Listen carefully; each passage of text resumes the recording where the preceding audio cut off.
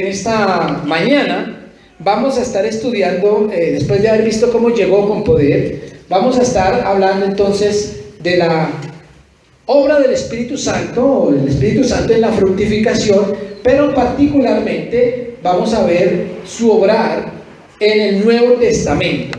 ¿Cómo obra? ¿Cuál es la acción del Espíritu Santo en el Nuevo Testamento? Y para eso vamos a tomar como fundamento la carta que Pablo escribió a los Efesios. Entonces pues les voy a invitar a que abran sus Biblias en esta carta a los Efesios de parte de Pablo. Y quisiera partir para que pudiéramos contextualizarnos un poquito. Ustedes saben que cuando leemos la Biblia, especialmente estas cartas, estamos enfrentados a una situación cultural, histórica, que a veces está tan lejos de nosotros que por eso nos cuesta trabajo algunas palabritas de pronto entenderlas, debido a que los efesios, o los que recibieron la carta inicialmente, sí entendían perfectamente porque ellos estaban en el mismo contexto, digamos, del autor. Por eso quisiera primero hacer referencia a que Éfeso era una ciudad en Asia, en el Imperio Romano, una ciudad que no era predominantemente de influencia judía, es decir, no era tierra, digamos, de hebreos, sino que era una nación, una ciudad influenciada más que todo por la cultura, por el paganismo, digamos así, era territorio gentil. Acuérdense que el término gentil lo hablábamos cuando empezamos a mirar el texto en el Antiguo Testamento, hace referencia a los que no son judíos. El mundo estaba dividido para la mentalidad judía en el pueblo de Dios, que eran los judíos, y los gentiles, que eran el resto de las naciones, ¿sí? Y incluso cuando hablábamos de este tema, decíamos que algo así como cuando nosotros hoy en día hablamos de la diferencia entre el creyente y el inconverso, o el mundo, ¿sí? El mundo gentil era para estos judíos.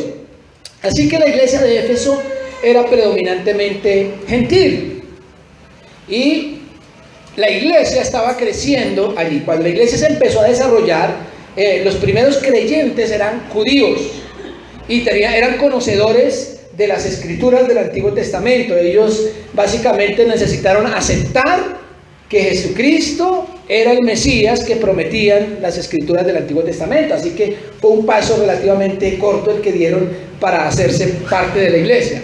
Pero los gentiles eran muy diferentes. Ellos no tenían esa educación, esa cultura, ese estudio o ese conocimiento de las escrituras del Antiguo Testamento. Estaban influenciados por la cultura griega, por el contexto del Imperio Romano, por el paganismo circundante. Así que esta iglesia con muchos gentiles a quien está escribiendo Pablo. Y Pablo tiene una forma de escribir muy interesante.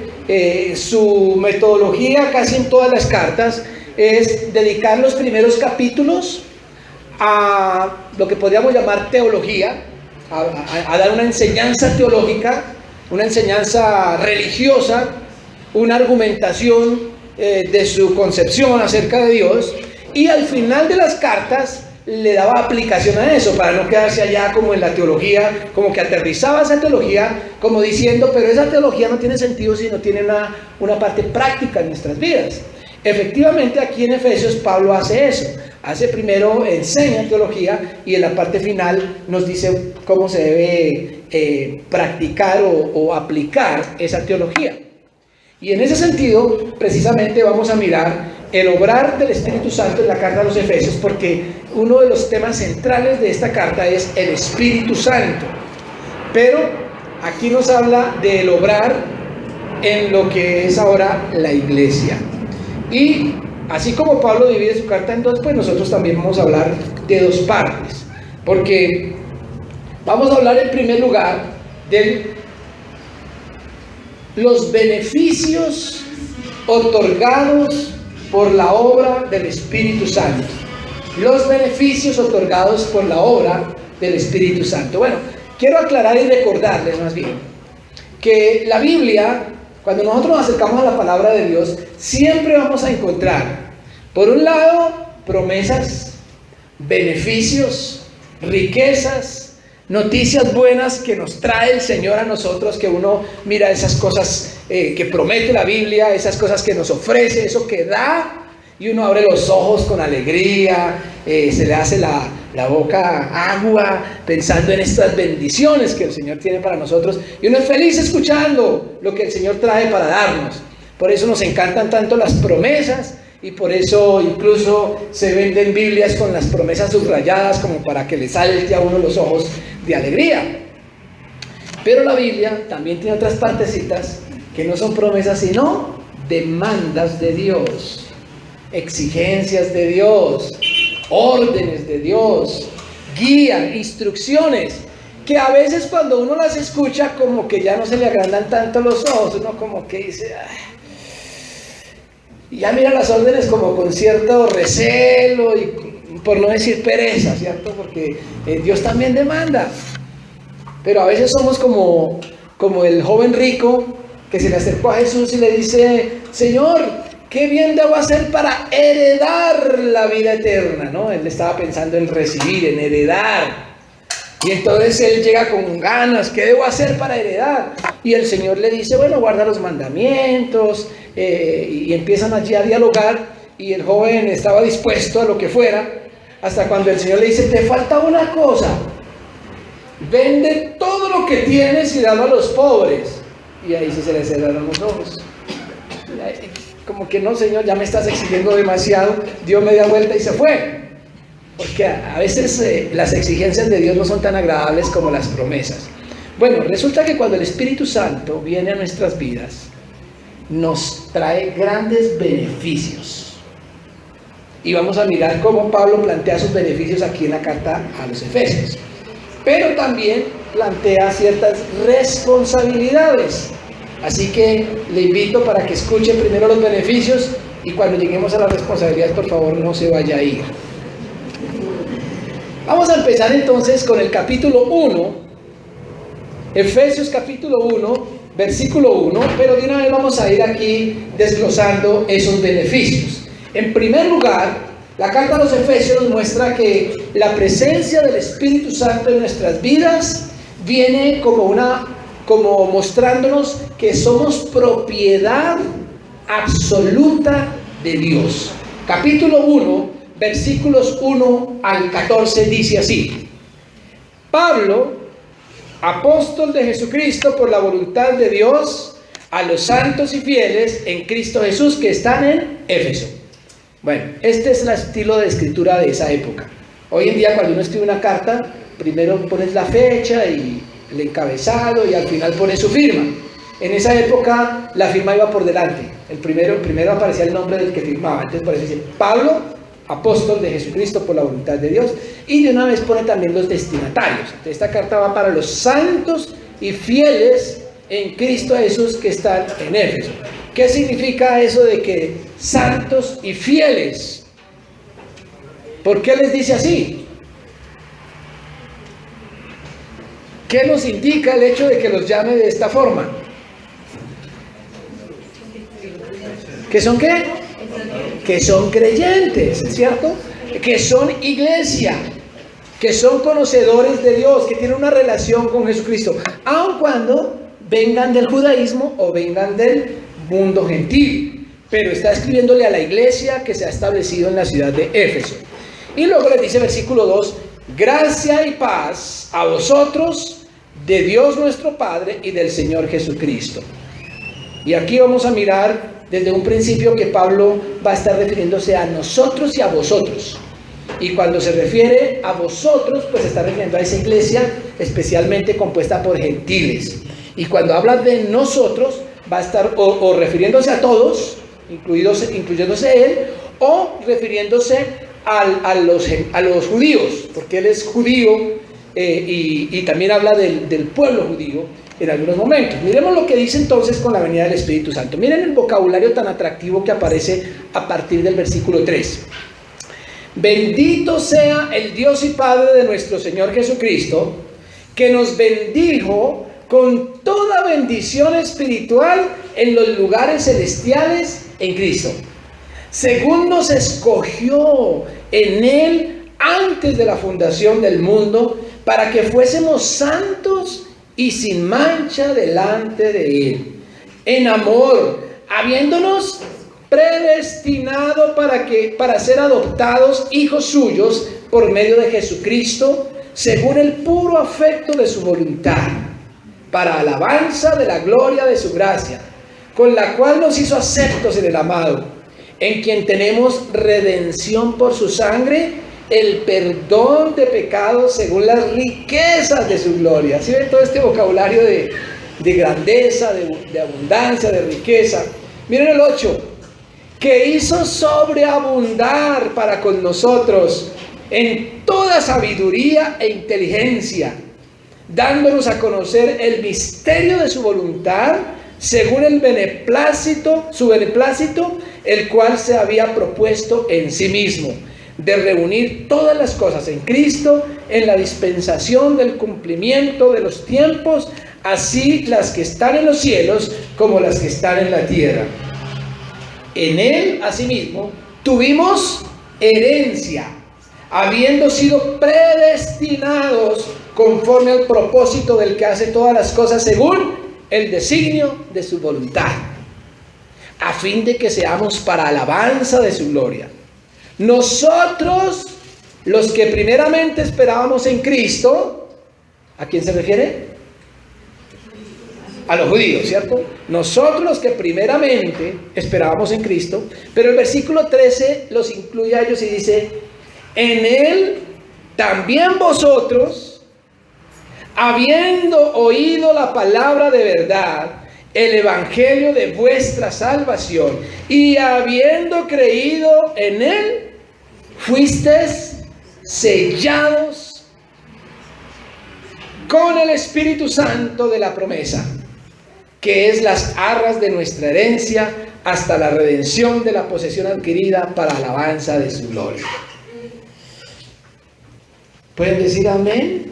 Gloria a Dios. O sencillamente eso parece un trabalenguas. Bueno, pues habla una cantidad de cosas raras, ¿cierto? Otras pues sí le muestra a uno como lo que una herencia y bendiciones y abundancia y prosperidad y una cantidad de cosas en el Espíritu Santo. Pero todo es un vocabulario de alegría, de bendición, de recibir. Sin embargo, y antes de hacer referencia al hecho que encontramos aquí de que somos herencia o somos propiedad absoluta de Dios, quiero hacer referencia, para no pasar por alto, esa repetición que aparece de la predestinación, ¿cierto? Porque se repite en varias ocasiones y esto genera alguna controversia y alguna inquietud acerca de cómo así que somos predestinados, como que Dios ya decidió de antemano la vida de cada persona. Y con base en el vocabulario que encontramos en este pasaje, algunos llegan a la conclusión de que Dios decide de antemano todo lo que va a suceder. Por ejemplo, miren el versículo 11. El versículo 11 dice: en Él mismo tuvimos herencia, habiendo sido predestinados conforme al propósito del que hace todas las cosas según el designio de su voluntad. Conclusiones que sacan algunos: todo lo que sucede, sucede porque Dios manda. Pero a veces eso nos trae un conflicto, porque te preguntan: ¿ah, sí, esa matazón que hubo allí en la esquina entonces era voluntad de Dios? El hecho de que yo haya desobedecido y caído en pecado, ¿era voluntad de Dios? Porque todo lo que sucede es como Dios quiere. Y empiezan con esta argumentación al punto de llegar a la conclusión de que el pecado original fue voluntad de Dios. Pareciera que eso es lo que está diciendo aquí, ¿cierto? Pero en ese sentido, entonces, el ser humano, ¿qué llega a ser? Como robots, como títeres, a los que Dios los mueve así y Él decide para dónde van. Y todo lo que sucede Dios lo va decidiendo y ya lo tiene escrito. Llegamos a ser como el sol, como la luna, como los árboles e incluso como las bestias, a quienes Dios ya les tiene determinado su destino. Pareciera que estuviera diciendo eso acerca de nosotros. Sin embargo, sin meternos demasiado a profundizar en el tema, quiero aclarar que eso reñiría con el versículo 13 que dice: en él también vosotros, los gentiles, habiendo oído el evangelio. ¿Y habiendo qué?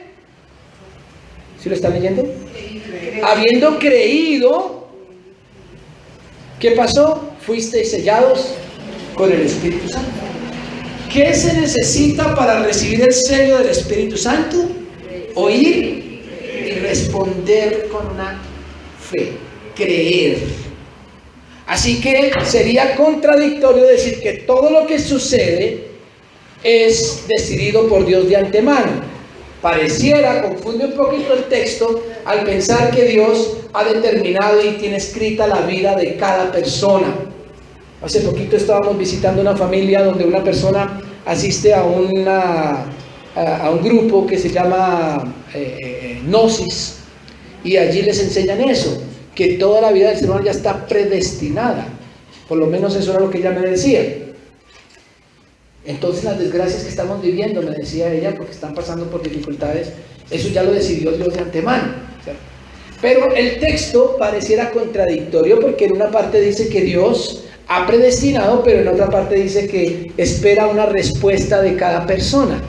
Bien, no es contradicción si entendemos que Dios tiene planes macro. Dios tiene planes, designios y diseños desde un comienzo que son para beneficio de la humanidad.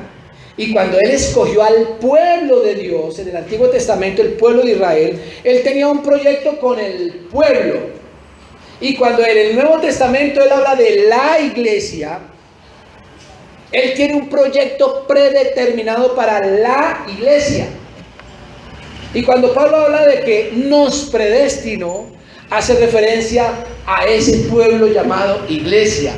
Tiene una predestinación, un proyecto que no puede fallar, porque esa es la voluntad de Dios, que es la salvación.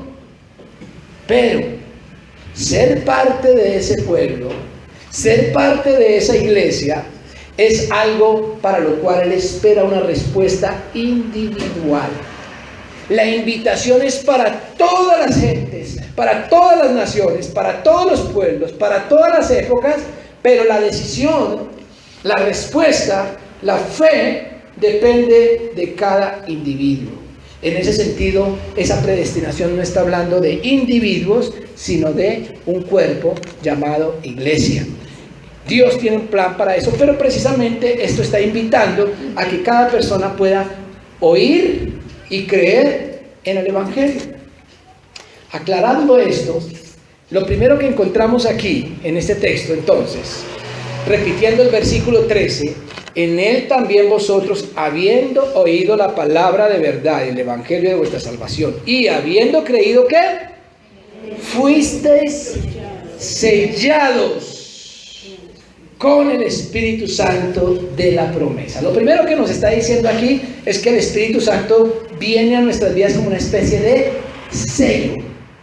La pregunta es, ¿para qué sirve un sello? Para marcar, para dar validez. Cuando usted ve un sello de cualquier tipo, ¿qué es? A través de ese sello, ¿usted qué es lo que identifica? Exactamente. El dueño de esa vaca, si es una vaca la que está sellada. El dueño de esa cuenta bancaria, si es un cheque el que está sellado. Usted se da cuenta quién es el dueño. O el dueño de ese marido, si lo que está leyendo es el nombre de la argolla que tiene puesta ese hombre. ¿Quién es la dueña de ese personaje? O el dueño de esa mujer. Porque el nombre que aparece en la argolla de matrimonio no es el nombre de uno para que lo ubiquen a uno por si acaso se pierde, sino es el nombre de la dueña o del dueño. El sello indica propiedad, y eso es lo que está diciendo, y por eso es que Pablo utiliza la palabra sello, la figura de sello, para referirse al Espíritu Santo. Con la presencia del Espíritu Santo en una persona, lo que se está determinando es quién es el dueño de esa persona. Por eso el Espíritu Santo nos está indicando que somos propiedad absoluta de Dios.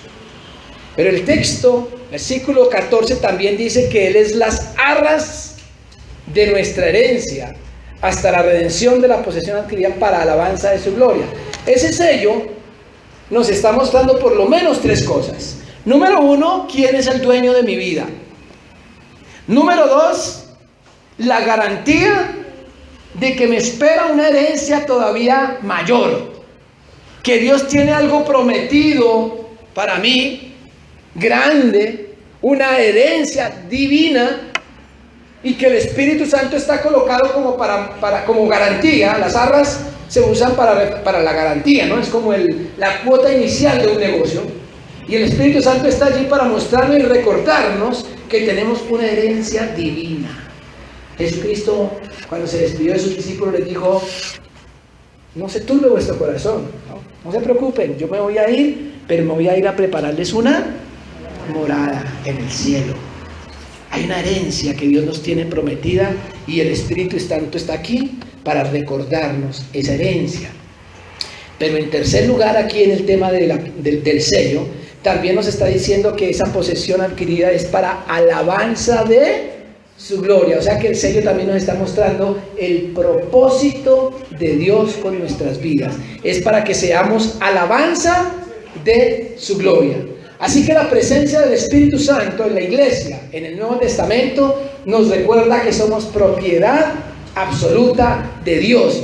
¿Eso no es una noticia espectacular? Eso no es como para abrir los ojos, que usted sepa que usted es hijo de Dios. A mí se me llena la boca cuando digo que soy hijo de Dios. Yo amo mucho a mi papá terrenal, ¿sí? Pero si yo digo que soy hijo de don Simón, pues la gente dice: ¿pero cuál Simón? Pero saber que soy hijo de Dios, eso es algo maravilloso. Eso es promesa, eso es bendición, eso es herencia. Buena noticia.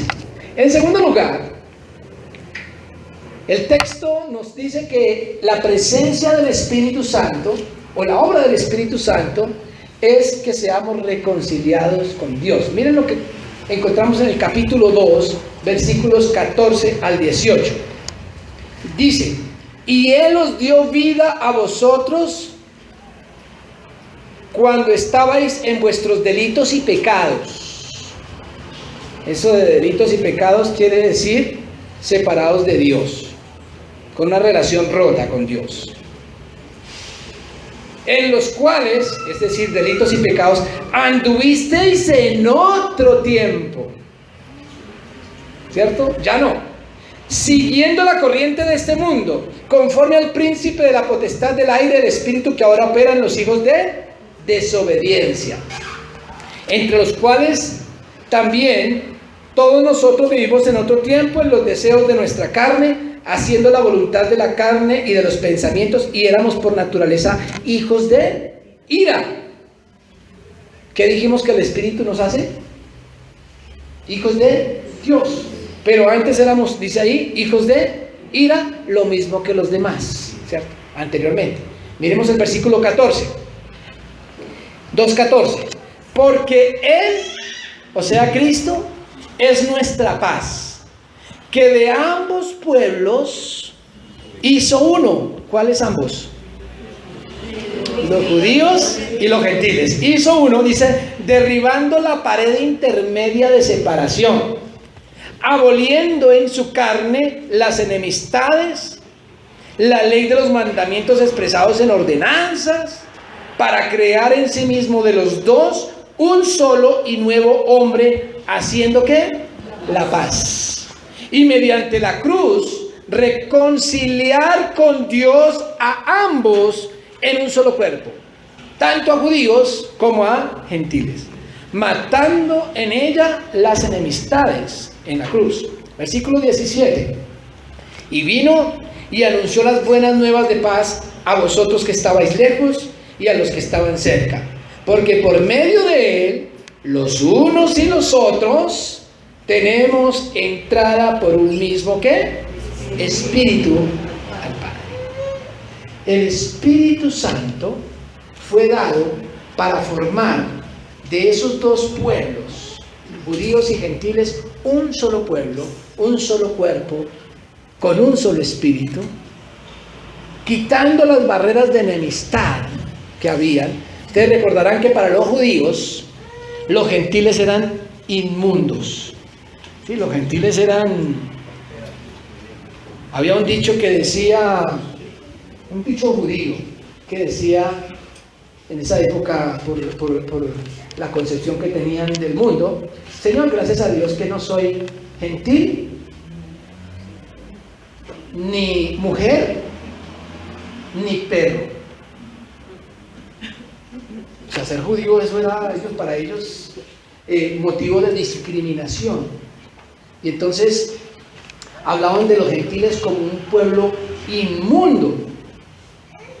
Y Pablo está diciendo aquí que la venida de Cristo rompe esas barreras y nos hace exactamente iguales a todos, en un mismo espíritu. ¿Quién nos une? El Espíritu Santo. Por eso podemos decir que por el Espíritu Santo somos reconciliados, tanto con Dios como entre nosotros mismos. No hay reconciliación con Dios que no traiga reconciliación con los hermanos. Así que somos reconciliados con Dios gracias a la obra del Espíritu Santo. Por eso podemos decir, como enfatizamos constantemente como iglesia, que el centro de nuestra tarea, ¿cuál es el centro de nuestra tarea? La reconciliación. La reconciliación es el centro de nuestra tarea. En tercer lugar, llegamos a ser habitación de Dios gracias a la obra del Espíritu Santo. Llegamos a ser una habitación de Dios. Vamos a pasar al capítulo 2, versículo 19, donde dice: así que ya no sois extranjeros ni advenedizos. Acuérdense que les está hablando a los gentiles y ya les dijo que se derrumbó la pared, que ya no hay barreras. Entonces, con base en esto les dice: ya no sois extranjeros ni advenedizos, se acabó la discriminación, sino que sois conciudadanos de los santos y miembros de la familia de Dios. ¿Qué significa conciudadanos en nuestro vocabulario moderno? ¿Cómo? ¿Cómo? Paisanos. Eso es lo que está diciendo Pablo. Ya ahora somos paisanos de los santos y miembros de la familia de Dios. Somos de una sola familia. Pero el versículo 20 inicia un argumento bien interesante. Dice: edificados. Empieza a utilizar un vocabulario de construcción. Edificados sobre el fundamento de los apóstoles y profetas, siendo la principal piedra del ángulo, ¿quién? Jesucristo mismo, en quien todo el edificio, bien coordinado, va creciendo para ser un templo santo en el Señor, en quien vosotros también sois juntamente edificados. ¿Para qué? Para morada de Dios en el Espíritu. Este texto nos está diciendo que como pueblo de Dios, que como familia de Dios, que como iglesia, llegamos a ser una edificación que se convierte en una morada de Dios en el Espíritu. ¿Eso no es una gran noticia? Pero al mismo tiempo, a mí me da escalofrío. Porque si yo me pregunto, ¿qué parte del edificio soy? ¿Qué pared soy?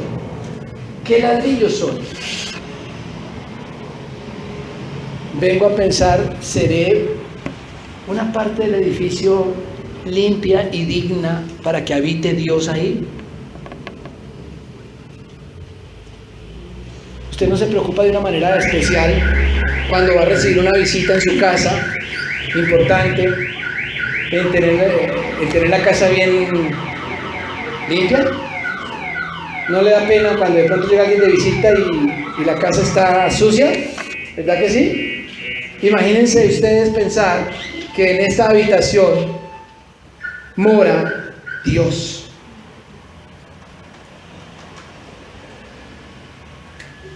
Somos una pieza digna, somos una pared limpia como para que Dios viva allá. Es una gran noticia que somos edificación de Dios, pero nos pone a pensar acerca de qué tan buena habitación somos para Él como cuerpo.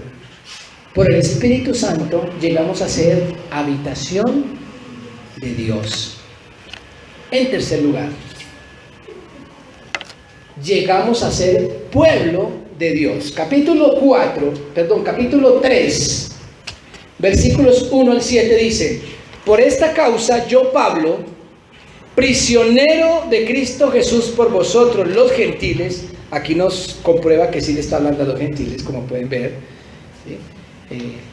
Prisionero de Cristo Jesús por vosotros gentiles, si es que habéis oído de la administración de la gracia de Dios que me fue dada para vosotros. Acuérdense, Pablo viene de ser judío y le está predicando el evangelio a los que no conocían nada de la palabra, y les dice que él fue escogido o fue enviado a predicarles este mensaje. Y en el versículo 3 dice que por revelación me fue declarado el misterio, como antes lo he escrito brevemente. Aquí Pablo está hablando de un misterio. ¿Cuál es ese misterio? ¿No saben? Pues claro, porque si no, no sería misterio, ¿cierto? Misterio es porque uno no sabe, ¿cierto? Por eso vamos a ver si nos lo aclara Pablo. Versículo 4 dice: leyendo lo cual podéis entender cuál sea mi conocimiento en el misterio de Cristo. ¿Lo aclaró? No. Versículo 5: misterio que en otras generaciones no se dio a conocer a los hijos de los hombres. ¿En quién estará pensando Pablo ahí? ¿Ah? Cuando dice en otras generaciones, ese misterio no se dio a conocer. En el Antiguo Testamento, ¿verdad? Al pueblo judío no entendió el misterio. Díceme, pero como ahora es revelado a sus santos apóstoles y profetas por el Espíritu es el que revela el misterio. ¿Y cuál es el misterio? Ahí está en el versículo 6. Que los gentiles son coherederos y miembros del mismo cuerpo y copartícipes de la promesa en Cristo Jesús por medio del Evangelio. ¿Qué tal? Eso es, para los gentiles, escuchar eso, ustedes no se pueden imaginar lo que significaba. Ellos estaban acostumbrados a que los judíos los vieran como seres humanos de segunda categoría. Algunos gentiles que tenían la oportunidad de pronto de estar en algunas actividades de los judíos se sentaban aparte, no podían entrar a ciertos lugares. Pero Pablo dice que los hombres antes no habían entendido el misterio y por eso decían cosas como las que mencionaba yo ahora: gracias a Dios no soy gentil.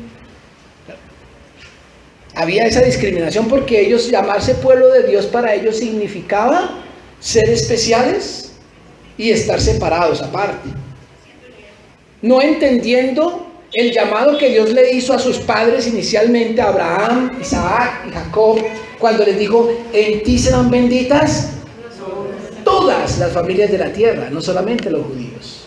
Pero ellos no entendieron el misterio, y por eso Pablo aquí les está diciendo a esta iglesia de gentiles que él les está predicando ese misterio. ¿Y cuál es? Que ahora somos coherederos, miembros del mismo cuerpo, copartícipes de la promesa. No hay nada prometido para los judíos que no sea también para la iglesia. El versículo 7 dice: el evangelio del cual yo fui hecho ministro por el don de la gracia de Dios que me ha sido dado según la operación de su poder. Esto nos muestra a través del Espíritu Santo que a través del Espíritu Santo llegamos a ser un pueblo de Dios juntamente con los judíos, y que si bien representa un cambio para el pueblo, para los gentiles, en el sentido de que antes no eran pueblo, también representa un cambio para los judíos, porque los judíos pensaban que ser pueblo de Dios era simplemente por nacer judío, por ser descendiente de un judío. Pero ahora estamos viendo que tiene que ver con la presencia del Espíritu Santo en cada uno, que se logra gracias a haber oído y creído. Es decir, una respuesta personal a esa llegada del Espíritu Santo. Y en quinto lugar, podemos conocer a Dios en su plenitud. Por el Espíritu Santo podemos conocer a Dios en su plenitud. Y debo confesar que cuando fui a escribir esta frase, lo pensé 2 veces. Me dio como temor escribir eso así, conocer a Dios en su plenitud. Eso es como mucha pretensión. Quería buscar un sinónimo, alguna cosa que no suena como tan pretencioso, pero volví y leí el texto. Dije, no encontré otra forma como escribirlo. Miren lo que dice versículos 14 al 19 del capítulo 3. Por esta causa doblo mis rodillas, dice Pablo, ante el Padre de nuestro Señor Jesucristo, de quien toma nombre toda familia en los cielos y en la tierra, para que os dé, conforme a las riquezas de su gloria, el ser fortalecidos con poder en el hombre interior por su Espíritu, para que habite Cristo por la fe en vuestros corazones, a fin de que, arraigados y cimentados en amor, seáis plenamente capaces de comprender con todos los santos cuál sea la anchura, la longitud, la profundidad y la altura, y de conocer el amor de Cristo que excede todo conocimiento, para que seáis llenos de toda la plenitud de Dios. Cuando miramos eso, lo que está diciendo allí Pablo es que por el Espíritu nosotros podemos llegar a conocer la profundidad del amor de Dios, la profundidad del amor de Cristo, la plenitud de Dios que mora en nosotros. Por la obra del Espíritu Santo podemos conocer a Dios en su plenitud. ¿No es eso una promesa maravillosa? ¿Y cómo podemos conocer a Dios? Y el amor de Cristo, ¿no? Cuando hablamos aquí del amor de Cristo que aparece en el versículo 19, de conocer el amor de Cristo, dice, pero noten que dice el amor de Cristo que excede todo conocimiento. ¿Qué significa que excede todo conocimiento? Que la mentalidad humana no puede entender. Pero cuando nosotros hablamos de amor, la palabra amor es algo muy conocido. Todo el mundo habla de amor y de amar. Es fácil decir te amo.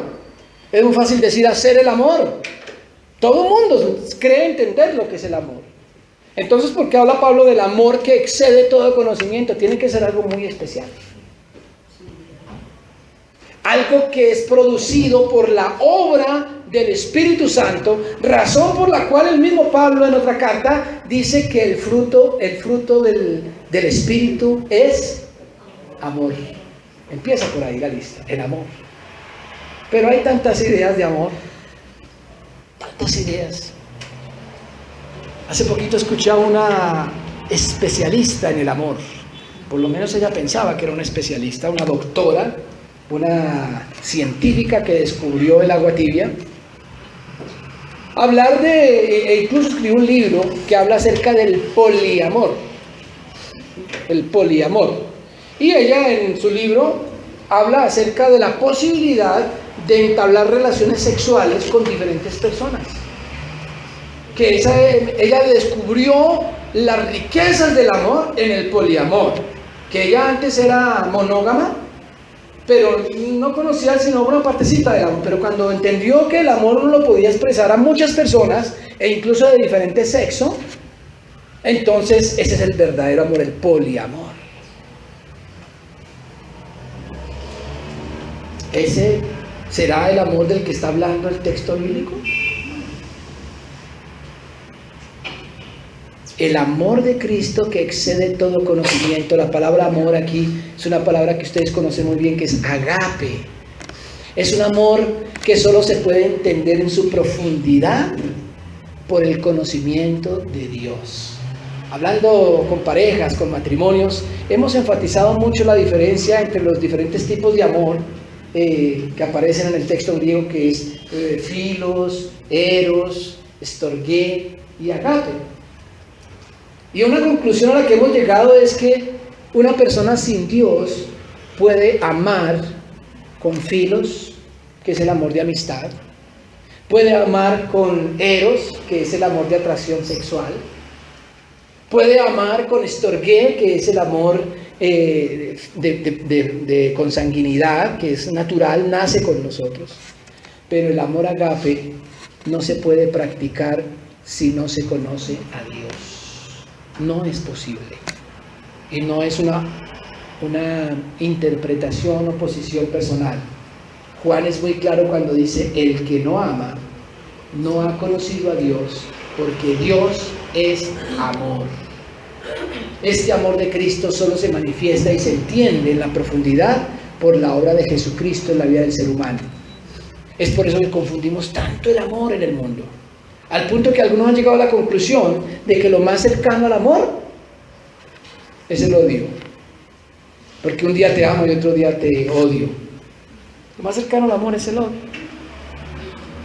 Pero quien conoce a agape, quien conoce a Dios, entiende lo que es el amor sacrificial, que significó la muerte de Jesucristo en la cruz por nuestros pecados.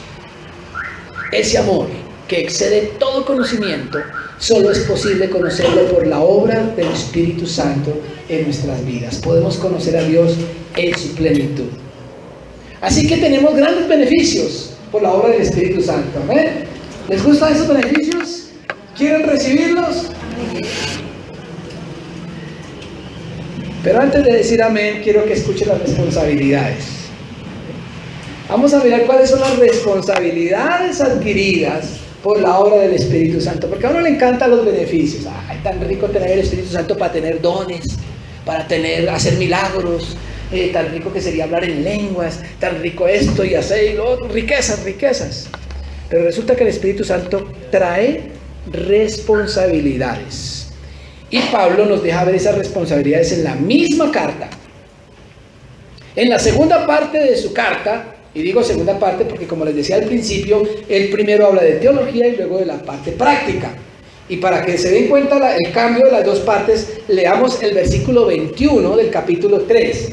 3:21, miren cómo Pablo prácticamente se despide allí. Dice: a Él sea la gloria en la iglesia, en Cristo Jesús, por todas las edades, por los siglos de los siglos. Amén. ¿No suena esa despedida? ¿Cierto? Ahí Pablo como que termina la parte teológica y luego entra en el capítulo 4 diciendo: yo pues,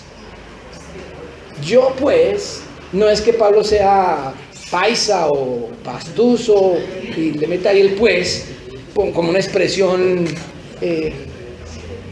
típica, sino que ese pues quiere decir con base en lo anterior, como una causa-efecto. Si tú crees lo anterior y si tú tienes el Espíritu Santo, con base en lo anterior dice: yo pues, preso en el Señor, os ruego que andéis como es digno de la vocación con que fuisteis llamados. Noten, andéis. Os ruego. ¿Ese ruego qué quiere decir? ¿Por qué ruega? Y os ruego a vosotros. No dice ruego a Dios, ¿verdad? Sino os ruego a vosotros. ¿Qué significa? Que lo tienen que hacer ustedes. Eso es lo que está diciendo. Esto que les voy a decir ahora ya no es tarea de Dios. A veces uno le pide al Señor que haga las cosas que uno tiene que hacer. Pero lo que Pablo se propone decir a partir de aquí es lo que a nosotros nos corresponde hacer.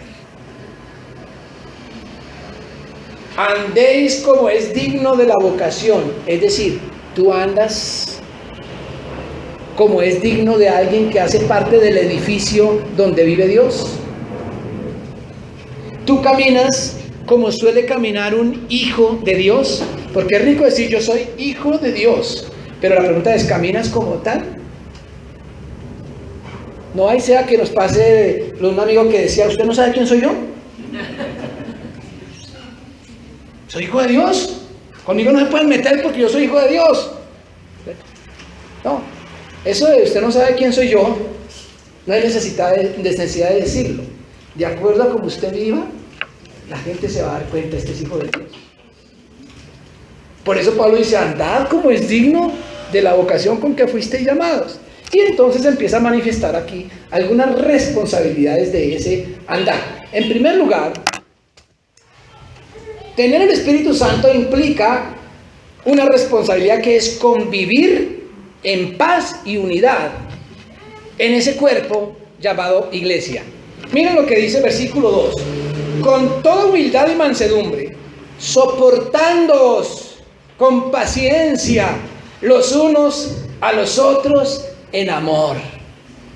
Ahí el vocabulario cambia. Cuando venía hablando de abundancia, aquí habla como algo pesado. Soportándoos con paciencia. Esas palabras que le trae usted a su mente. No lo diga porque de pronto dice el nombre de alguna persona, ¿cierto? A veces es difícil soportarnos unos a otros. Pero él dice, soportándoos con paciencia los unos a los otros en amor, solícitos en guardar la unidad del Espíritu en el vínculo de la paz. Esa palabra vínculo la entendieron mejor los primeros destinatarios de esta carta, porque como Pablo les escribió en griego, Pablo aquí está repitiendo una palabra del primer versículo, cuando él dice, yo pues preso en el Señor, la palabra preso. En primer lugar, Pablo estaba preso. ¿Sí? Entonces él utiliza el vocabulario simbólico allí porque estaba preso y estaba escribiendo desde la cárcel. Pero dice preso en el Señor, utiliza una palabra que indica, es una palabra que usaba como para las esposas que se utilizaban en la cárcel. Preso era atrapado con unas esposas en el Señor. Y cuando dice en el versículo 3, solícitos en guardar la unidad del Espíritu en el vínculo, esa palabra es la misma. Es decir, lo que él está utilizando es una ilustración para decir que nosotros como iglesia, como hermanos, deberíamos unirnos como si estuviéramos presos, tan unidos los unos a los otros, pero que esas esposas sean las esposas de la paz, en el vínculo de la paz. Y dice, un cuerpo y un espíritu, como fuisteis también llamados en una misma esperanza de vuestra vocación, un Señor, una fe, un bautismo, un Dios y Padre de todos, el cual es sobre todos y por todos y en todos. Manténganse unidos en paz y en unidad. Es una orden, o por lo menos un ruego.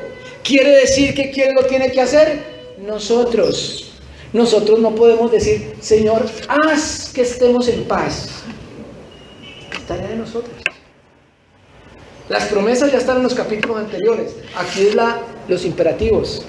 Es tarea nuestra y no es fácil. Yo recuerdo comenzando el ministerio por allá en el año 95. Estábamos en esa iglesia como en una especie de luna de miel. Cuando uno está arrancando todo es delicioso, ¿no? Todo es luna de miel, todo es rico, todo es la paz. Y llegó una señora que venía por primera vez a la iglesia y muy contenta, se le veía una cara muy sonriente. Cuando terminó se me acercó y me dijo, ay, estoy tan contenta de haber llegado aquí, porque es que aquí se siente uno como en un paraíso, como en paz, como todo es amor, todo es delicioso, tan rico, aquí se siente el Espíritu Santo. Y yo por dentro decía, uy, espere que llegue un mes. Era el primer día, pues era fácil, ella veía todo lo bonito así por encima. Yo decía, pues bienvenida, pero pues la verdad es que no es tan paraíso, ahí tenemos nuestros problemitas, porque somos seres humanos. Si la presencia del Espíritu Santo nos hiciera santos a la fuerza, Pablo no decía esto, porque sencillamente llegamos aquí todos con alitas y con aureola a cantar aleluya, pero resulta que somos de carne y hueso. Y a veces, a pesar de la presencia del Espíritu Santo, no nos soportamos. Y por eso la primera responsabilidad que él coloca es esa: soportándonos, viviendo en paz, en comunión los unos con los otros. Primera responsabilidad que plantea esta carta. En segundo lugar, un versículo. El versículo 4:30 Dice de una manera contundente, un versículo que yo sé que muchos se saben de memoria: y no contristéis al Espíritu Santo de Dios, con el cual fuisteis sellados para el día de la redención. Recuerda que somos sellados, ¿no? Que tenemos el Espíritu Santo y que eso muestra que somos propiedad de Dios. Pero dice Pablo, no contristéis a ese Espíritu. No le causéis tristeza. El Espíritu Santo se pone triste. La segunda responsabilidad es no causar tristeza al Espíritu Santo. ¿De quién depende? Nos lo está diciendo a nosotros, a la iglesia. No causéis tristeza al Espíritu Santo. ¿Y cómo se puede causar tristeza al Espíritu Santo? Esto tiene una sola explicación, y es recordando el Antiguo Testamento. En el Antiguo Testamento, cuando esta persona que tenía el Espíritu Santo, como lo pudimos ver en la vida de Saúl, desobedecía locamente, que era la frase que leíamos, ¿no? Locamente has hecho por desobedecer. Cuando una persona desobedecía, ¿qué hacía el Espíritu Santo? Se iba. Él no se ponía triste, se iba. Pero como en el Nuevo Testamento el Espíritu Santo vino para quedarse, Él no se va a ir porque se vino con todo y trasteo. El problema es que le causamos tristeza cuando no obedecemos su guía. Y la razón por la que Él no se va es porque Él está precisamente en un cuerpo llamado iglesia. Acuérdense que somos edificio de Dios para morada de Dios. Así que como cuerpo somos ese edificio donde mora el Espíritu. Como es corporalmente que el Espíritu Santo se encuentra en medio nuestro, entonces el hecho de que alguno no obre con base en esa presencia del Espíritu Santo, él no se va a ir, pero se pone triste. Y nuestra tarea es no causarle tristeza. ¿Cómo vivimos? En tercer lugar, responsabilidad: vivir llenos del Espíritu Santo. Capítulo 5, versículo 18 dice: no os embriaguéis con vino, en lo cual hay disolución.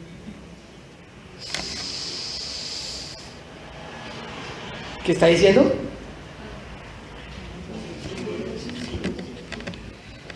No os embriaguéis con vino. No es Pablo aquí como diciendo háganlo con cerveza. El vino es malo, no está clasificando las bebidas. De hecho, no es el tema del que va a hablar. Simplemente está echando mano de una conducta típica en el ser humano. Y dice, no os embriaguéis con vino en lo cual hay disolución. ¿Qué quiere decir disolución? Perdición, problemas, uno pierde la razón y hace locuras. Bueno, ustedes no saben de eso porque nunca les ha pasado, pero allá afuera a veces sucede y uno ve a algunas personas embriagadas haciendo el ridículo. Yo recuerdo una vez que pasó un hombre por el frente de la iglesia también, ahí en Dios es Amor, y se me paró y me empieza a decir que quería diezmar. Se mete la mano al bolsillo, no quiere diezmar.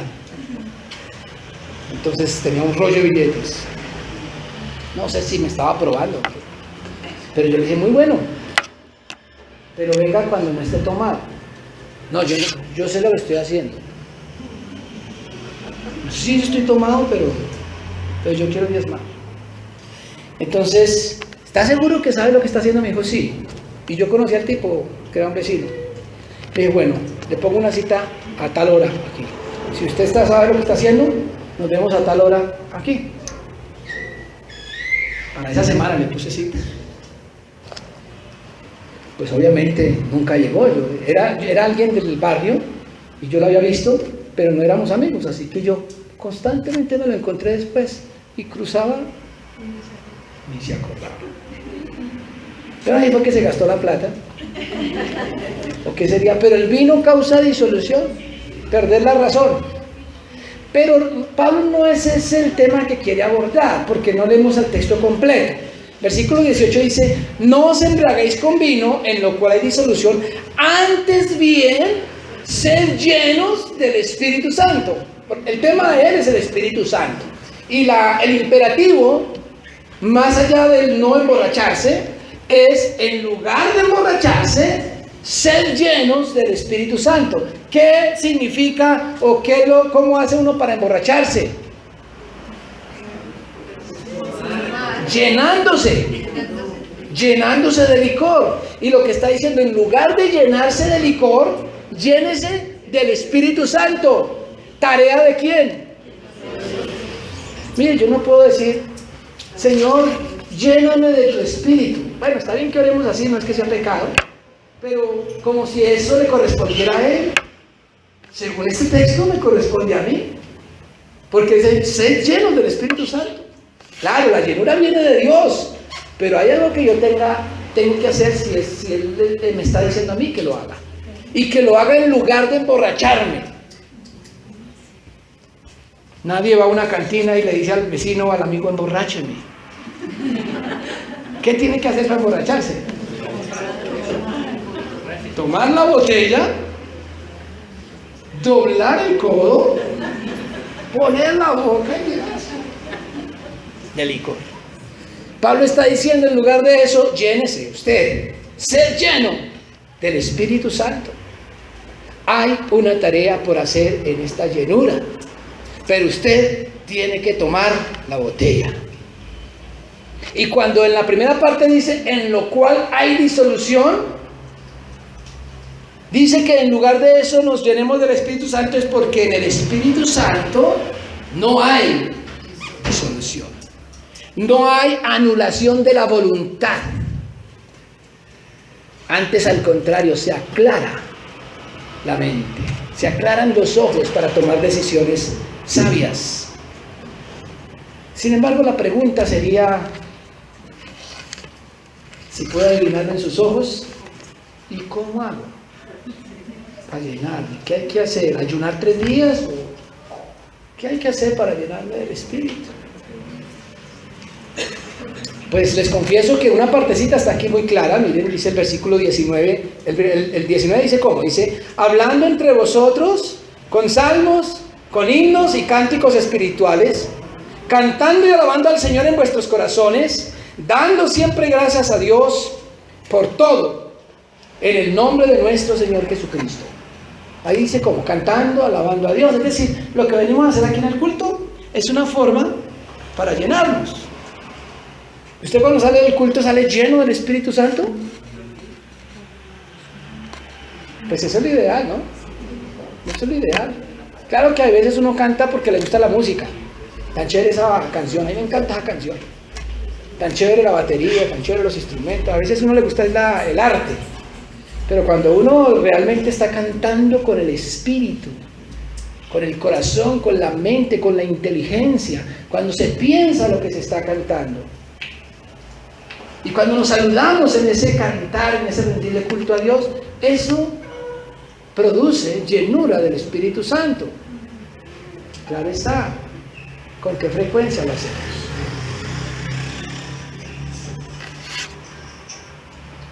Con el Espíritu Santo pasa algo contrario a lo que pasa con el licor. Usted mientras más de vez en cuando se emborrache, más duro lo coge. Aquí es al contrario. Mientras más de vez en cuando busque esa presencia de Dios, más poquito va a durar el efecto. A propósito, no se trata solamente de hacerlo a nivel grupal, sino que es algo que se debe hacer a nivel individual. Pero aquí viene mi confesión. Resulta que a continuación sigue un texto que he predicado muchísimas veces acá, especialmente con las parejas, con los matrimonios, muchísimas veces. Pero siempre que vamos a predicar sobre ese texto, comenzamos desde el versículo 21. 5:21 en adelante habla de la familia. Entonces, cuando vamos a hablar del matrimonio, del amor de pareja y de todo eso, empezamos desde el versículo, vamos a abrir nuestras Biblias en Efesios 5:21. Resulta que Efesios 5:21 trae el mismo argumento de atrás. Por lo tanto, podemos llegar a la conclusión que embriagarse del Espíritu Santo, llenarse del Espíritu Santo, otra forma es lo que viene a continuación. No es solamente cantando y alabando al Señor, esa es una forma. Pero Pablo sigue diciendo otras cosas que hay que hacer para ser llenos del Espíritu Santo. ¿Y cuáles son esas cosas? Someteos unos a otros en el temor de Dios. Las casadas estén sujetas a sus propios maridos como al Señor, porque el marido es cabeza de la mujer, así como Cristo es cabeza de la iglesia, la cual es su cuerpo y Él es su Salvador. Y luego dice el versículo 25, maridos, amad a vuestras mujeres, así como Cristo amó a la iglesia y se entregó a sí mismo por ella, para santificarla. En el capítulo 6, versículo 1 dice, hijos, obedeced en el Señor a vuestros padres, porque esto es bueno. Versículo 2, honra a tu padre y a tu madre, que es el primer mandamiento con promesa. En el versículo 4 dice, y vosotros padres no provoquéis a ira a vuestros hijos, sino criadlos en disciplina y amonestación del Señor. Siervos, obedeced a vuestros amos. Y todo este tema de la relación familiar, santa, justa y recta, está dentro del contexto de ser llenos del Espíritu Santo. Es decir, mis hermanos, que la borrachera en el Espíritu Santo empieza en la casa, no en la iglesia.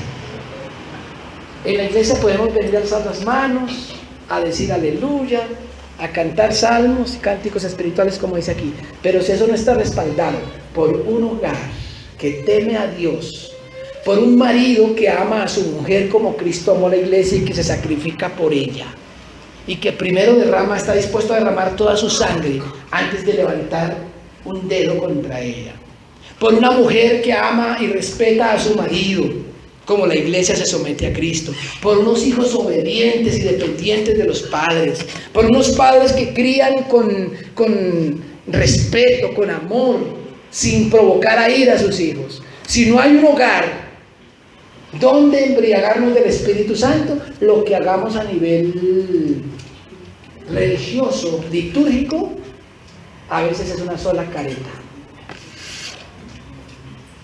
La vida en Cristo, el caminar en Cristo, es lo que produce la llenura del Espíritu Santo, y esa es de la responsabilidad que nos está hablando aquí el apóstol Pablo.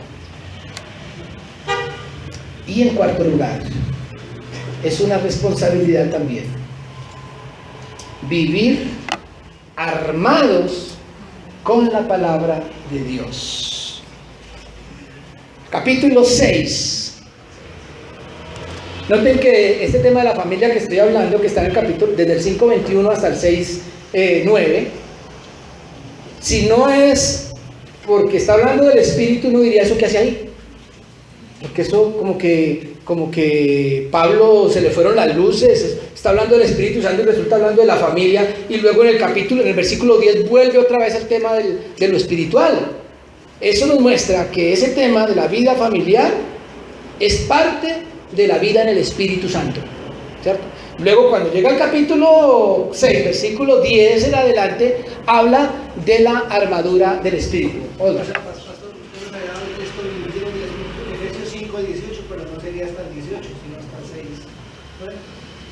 Así, en el versículo 5:18 dice, no os embriaguéis con vino, lo cual es ser llenos del Espíritu Santo. O sea, la orden está ahí, la orden.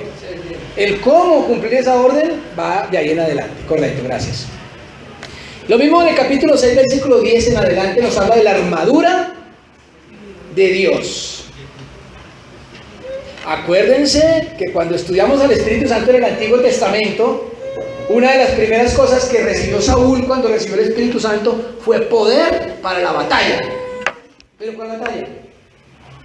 Una batalla física, política, territorial. Era una guerra que tenían los judíos contra los filisteos por tierras. Era una batalla cuerpo a cuerpo, y Saúl recibió poder para la batalla en ese sentido, en el Antiguo Testamento. Esa fue la partecita que dijimos, eso ya no tiene que ver con nosotros hoy. Porque según este texto, la batalla del creyente no es territorial, no es política, no es por tierras, no es por cosas materiales, sino que es una batalla espiritual. Por eso dice en el versículo 10, o en el versículo 12, porque no tenemos lucha contra sangre y carne, como la tenían antes, sino contra principados, contra potestades, contra los gobernadores de las tinieblas de este siglo, contra huestes espirituales de maldad en las regiones celestes. ¿Sí? Nuestra guerra es espiritual. Sin embargo, a través del Espíritu Santo recibimos poder para esa batalla espiritual. Y entre toda esa armadura, en el versículo 16, dice, sobre todo, tomad el escudo de la fe, con que podáis apagar todos los dardos de fuego del maligno. Y tomad el yelmo de la salvación y la espada del Espíritu, que es la palabra de Dios. La espada del Espíritu es la palabra de Dios, con la cual debemos estar armados para esta guerra espiritual. ¿Y cómo es? ¿Cargar una Biblia bajo el brazo para que nos proteja de los malos espíritus? O en el celular, que ahora ya pues la puede uno cargar en el celular. ¿Cómo se carga la palabra de Dios? Pues Jesucristo nos dio ejemplo. Jesucristo en esa época se usaban en rollos. La palabra estaba en rollos. Y Jesucristo no cargaba esos rollos para todos lados, y menos para el desierto donde fue llevado a ser tentado por el diablo. Sino que cuando el diablo le tentó, él dijo, escrito está. Es decir, que él sacó su espada, la palabra de Dios. Escrito está, no solo de pan vivirá el hombre, sino de toda palabra que sale de la boca de Dios. Estar armados con la palabra es estar dispuesto a enfrentar las tentaciones, las dificultades, y en todos los momentos de la vida uno obrar con base en lo que dice la palabra de Dios. Eso es vivir armados de la palabra de Dios, y Pablo lo plantea como una responsabilidad. Es tan rico poder decir, Señor, protégeme. Señor, protégeme. Uno quiere que Dios haga todo, mágicamente. Que Dios haga toda la... sí, yo con los brazos cruzados, ¿no? ¿Sí? Es tanta la expectativa popular en esa protección de Dios, que algunos confían tanto en esa protección con los brazos cruzados, que algunos dicen hasta incluso que Dios protege a sus borrachitos. Sí, Dios protege a sus borrachitos. ¿Cuánto llegan? ¿Sí? Es una responsabilidad nosotros vivir armados de la palabra de Dios para enfrentar todas nuestras dificultades. Así que tenemos responsabilidad. Rico poder recibir los beneficios y no tener que meter las responsabilidades, pero así no funciona. Ustedes recordarán que cuando estudiamos el Antiguo Testamento, la obra del Espíritu Santo en el Antiguo, llegamos a unas conclusiones. Quiero recordarles las conclusiones para ver si se parecen a las del Nuevo. Vamos a mirar nuevamente las conclusiones que sacamos del Antiguo y miremos si se parece a las del Nuevo. El Espíritu Santo en la fructificación. Hablando del Antiguo dijimos, primero, el Espíritu Santo es una señal de elección y unción divina. ¿Encontramos eso en Efesios? ¿Por qué? Habla del sello, ¿cierto? Somos sellados. Así que el Espíritu Santo es una señal de elección y unción divina, de que el Espíritu Santo está en nosotros. Así que eso permanece. En segundo lugar, dijimos que el Espíritu Santo otorga poder para cumplir los propósitos de Dios. En ese entonces el propósito era ganar la batalla contra los filisteos. ¿Eso permanece? ¿El Espíritu Santo da poder para los propósitos de Dios?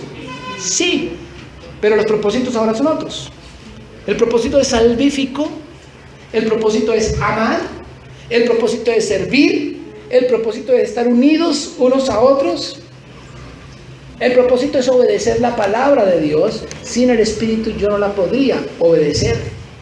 Yo necesito la unción del Espíritu Santo para poner en práctica la palabra de Dios. Una parejita que vino en búsqueda de consejería como matrimonio, me decía, venimos porque tenemos un conflicto y estamos a punto de separarnos. Y queremos saber si usted nos puede ayudar. Pero por favor, no nos vaya a hablar de Dios ni de religión, porque somos ateos. Él era un filósofo, es un filósofo muy experto, un gran profesor. No nos habla de Dios porque no queremos saber nada de Dios, somos ateos. Yo le dije, bueno, muchas gracias por su sinceridad. Yo también voy a ser sincero. No le voy a hablar de Dios, ni le voy a hablar de religión. Le voy a hablar del matrimonio y le voy a hablar de algunos parámetros para salir de conflictos matrimoniales. Pero lo que le diga lo voy a sacar de la Biblia, porque no tengo otra fuente de información. Esa es mi preparación. Bueno, hablamos de eso. Y le mostré cómo en la Biblia nos muestra, no solamente la Biblia no es solo religión, la Biblia nos muestra cómo manejar las relaciones de pareja. Le mostré una cantidad de cosas, le gustó, no fue contento, porque no le hablé de Dios. Le mostré que la Biblia nos muestra cómo llevar un matrimonio feliz, se fue contento. Pero yo decía, ¿qué pensar? Porque él encuentra las instrucciones y le parecen bonitas, pero la verdad es que sin la presencia del Espíritu Santo, obedecer la palabra de Dios nos queda grande, porque nosotros queremos usar en nuestros métodos humanos. Y si el Espíritu Santo no nos da ese poder para cumplir la palabra de Dios, tenemos las herramientas ahí, pero no sabemos cómo usarlas. Eso pasa como perdonen que confiese aquí mis vicios. Eso pasa como el martillo de Thor.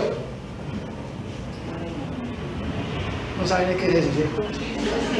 Sí. Ahora también han tenido los mismos pecados que yo. El martillo de Thor es un superhéroe que carga un martillo y lanza, ¿cierto? Pero el único que lo puede alzar es él.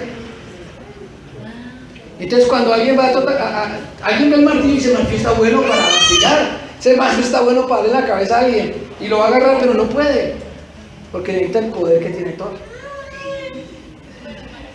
Las herramientas que la Biblia nos muestra de hecho, esa experiencia que tuve con esta pareja la he tenido en muchos lugares, empresas, donde me permiten compartir la palabra de Dios, pero me advierten, pero no hable de religión.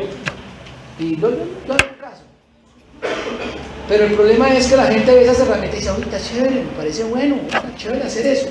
Sí, pero si no tienen la ayuda del Espíritu Santo, a veces le queda a uno grande. El Espíritu Santo otorga poder para cumplir los propósitos de Dios. En tercer lugar, veíamos que la presencia del Espíritu Santo no anula la voluntad del ser humano. Eso pasaba en el Antiguo Testamento. En el Nuevo también.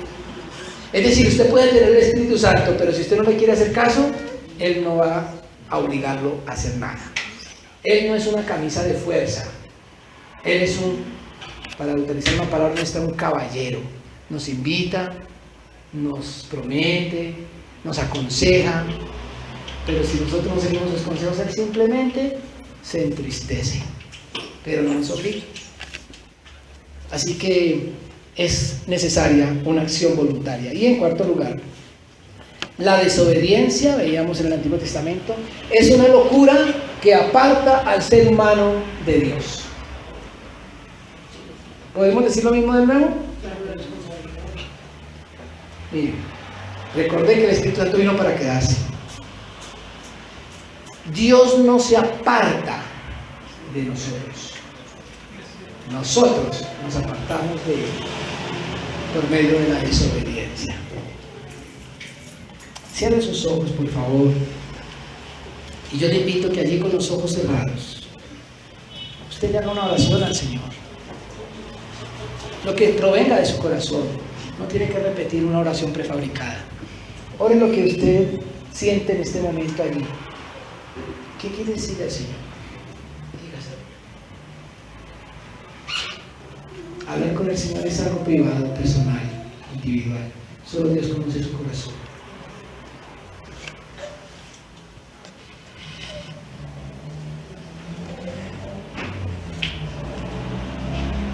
Señor, muchas gracias por tu Espíritu Santo. Muchas gracias por tu presencia en nuestras vidas y en nuestro cuerpo llamado iglesia. Muchas gracias por las bendiciones, los beneficios, las ventajas que trae ser hijo tuyo y tener el Espíritu Santo. Gracias, Señor, por tus promesas. Gracias por la herencia que nos tienes guardada. Pero también, Señor, tenemos que confesar que muchas veces actuamos locamente como Saúl. Que muchas veces, a pesar de tu presencia en nuestras vidas, nuestro caminar no refleja un caminar digno de un hijo de Dios. Señor, y así como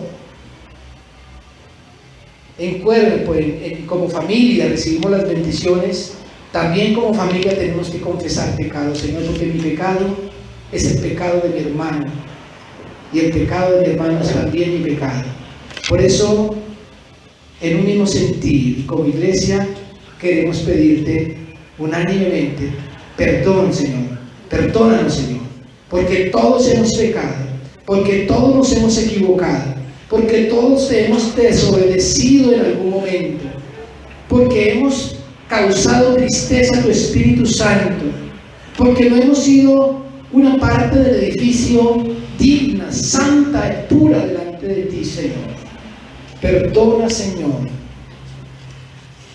todos nuestros pecados que te causan tristeza y permite, oh Dios, que el gozo de ser salvos y ser hijos tuyos nos mantenga diligentes en un caminar recto delante tuyo. No nos dejes caer en tentación y líbranos del mal. Te lo pedimos, Señor, en el nombre de Jesús. Amén.